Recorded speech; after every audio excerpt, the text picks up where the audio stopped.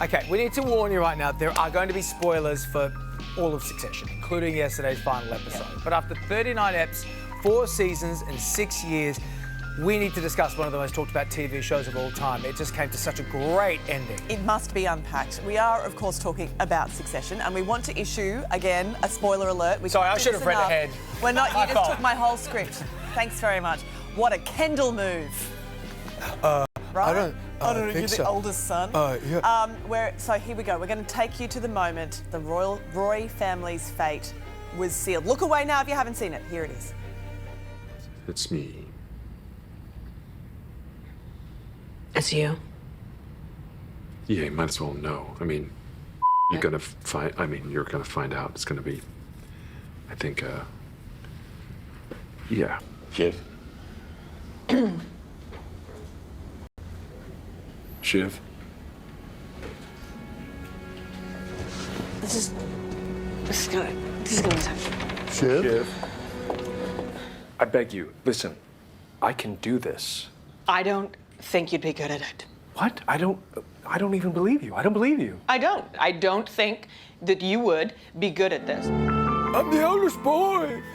We are still processing this, but to help unpack our Succession experts from the Sydney Morning Herald, Osman Faruqi and Thomas Mitchell, from The Drop. They've been doing breakdowns every week of this. Let's talk about this bombshell ending, fellas. Shiv, she turned on the bros. She pledged her allegiance, I guess, to Tom and Matsson, who's taken control of Waystar Royco. She's basically maybe ending up as her mother here. Was this, Oz, the ending you were expecting?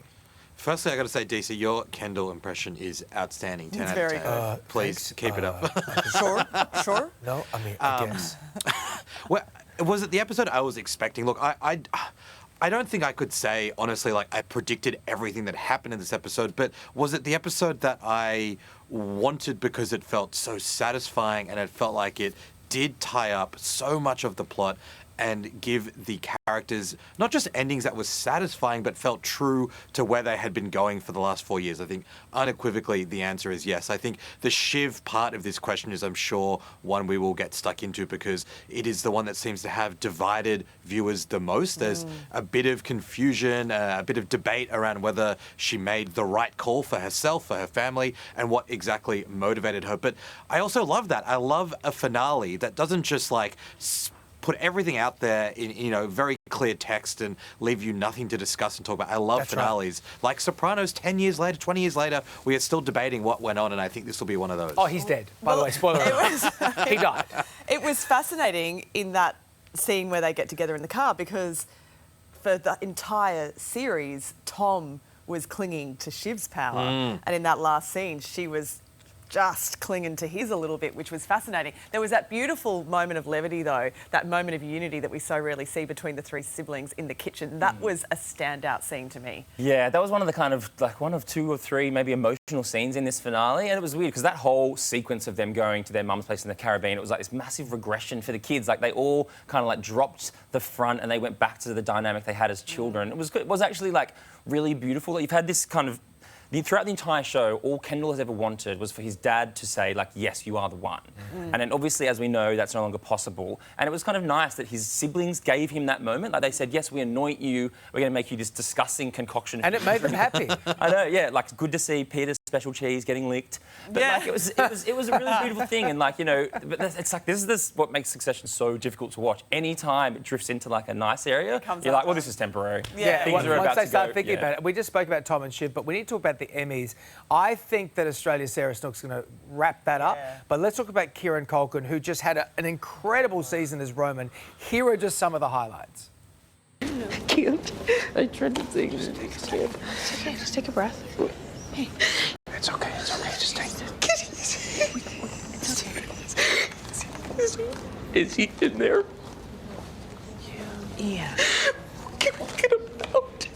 There was no part of you that could just be like, hey, let's reschedule. And Yeah, I mean, he just went for the rafters this season, and I was here for it, Oz. Was he a standout for you? Yeah, I mean, I think one of the greatest compliments you can give Kieran Culkin in this is the way that the writers over 4 seasons shifted the character to give him more emotional depth and complexity because his acting was so incredible, right? Like at the start of this show, back in season 1, he was always a good actor, but he was just written as light comic relief, essentially. But when they realized that he could deliver, they built and built and built for him. And in this season, like, we're just looking at a couple of these examples where he gave one of the most powerful and devastating performances we've seen on television. I think, yeah, he'd be a lock for best supporting. I mean, this could be like an Everything Everywhere All at Once scenario where this one show sweeps every acting category. I think that is a high chance. I wouldn't be surprised, except for maybe comedy. How do you describe the impact, Thomas, of Succession on pop culture on the whole? Because this is an extraordinary series, and they've really owned the whole storyline from start to finish without drifting into this kind of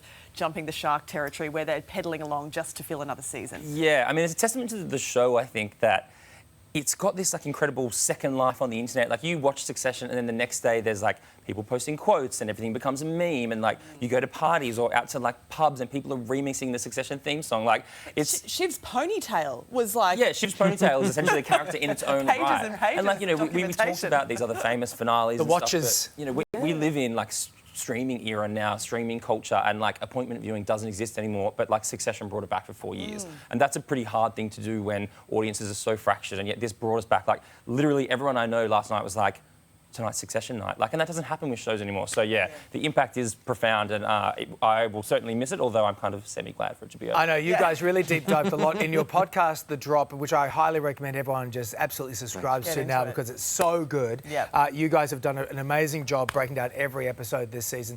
Congrats to both of you. I don't know what you're going to do now. You need to go into some sort of Kendall Roy rehab. Okay, so I need to go to therapy, man. I got Off to to unpack Norway, a lot of both of emotions. You're dressed like a therapist today, which is... Thomas, Thanks for having us on, too. Shrinking is the next one for you. We'll see you on Friday. You can tell us what to watch. now. Yes, I'll be back. We'll see you again soon, buddy. Great Thanks, to see you guys. too. Hey there, Today fans. Sarah and What's my name again? Carl. Hey, thanks for watching our YouTube channel, though. Subscribe now for more news, special reports, and amazing Aussie stories. And Carl misbehaving, Whoa, of course. that never happens. Always happens. What's she talking about? Always happens.